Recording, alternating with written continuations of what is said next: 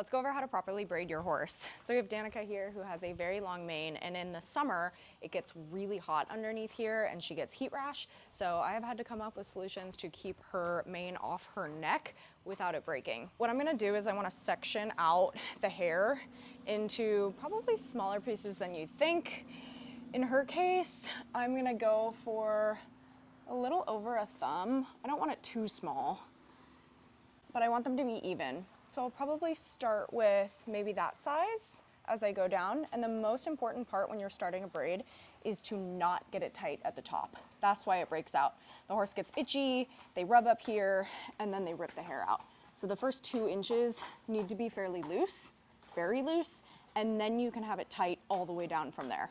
So I'm gonna take this piece, I'm gonna separate it into 3 parts like a normal braid, try to keep them even and try to not have any of the hairs from one section touching the other section because you don't want to rip those out. And then, like I said, the top I want loose. So I'm not really pulling at all, just rotating for the first couple, about there. And now that I'm here and that's all loose at the top, now I can be tight. I'm gonna go all the way down, super, super, super tight.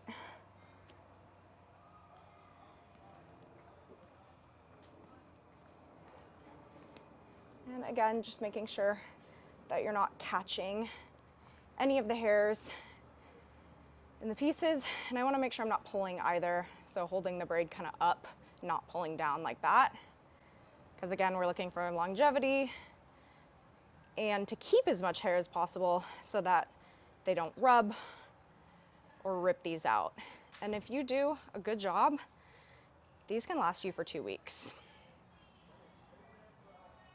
I like to go as far down as possible. You can see that the braid is getting pretty small, but I'll just keep going until I can't.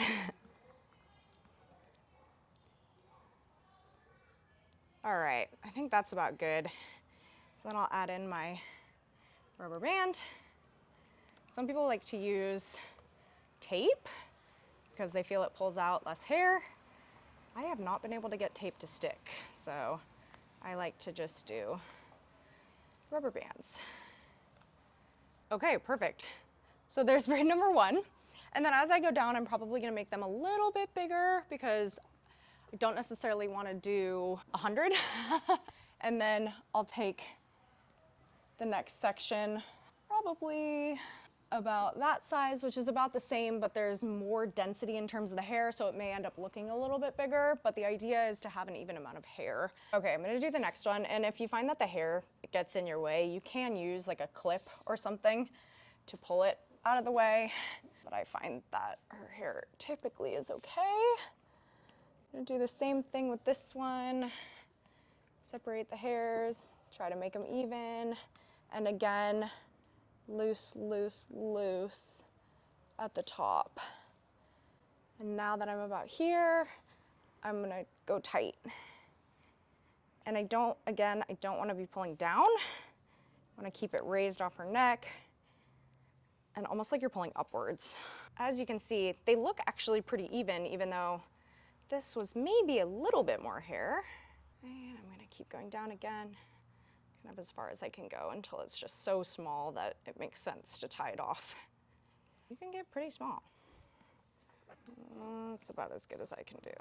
And the one thing I'll note is when you take these out, I freaked out the first time because quite a lot of hair came out, but you have to keep in mind that that is the same amount of hair that is gonna come out over a 2-week period of brushing and grooming.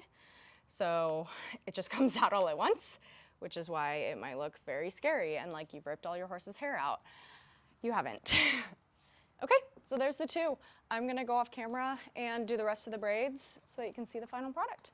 All right, we've got the final braids in.